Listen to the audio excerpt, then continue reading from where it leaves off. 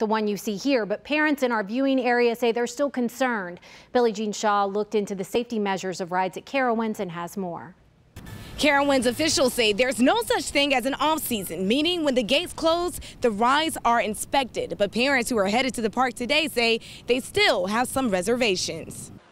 What started off as a fun ride took a turn for the worst. In California, a 10-year-old boy thrown off of a 3-story water slide, hitting the ground at a high speed. I thought he was dead at first because I'm like, he hit the ground pretty hard. Surprisingly, the boy got back up, walking away with minor injuries. This is the latest in a series of accidents at water parks across the country. Last summer, a 10-year-old Kansas boy was killed going down the world's tallest water slide.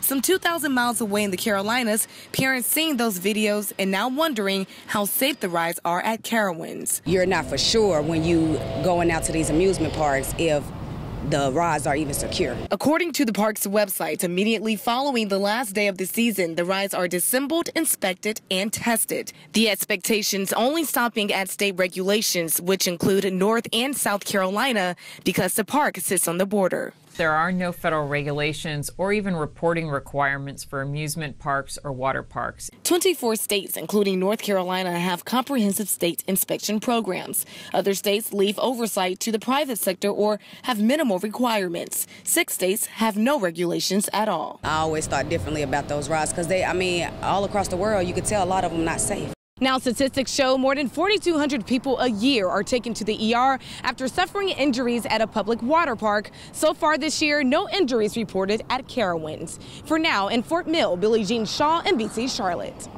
Back to the weather now. John, we're under a severe thunderstorm warning.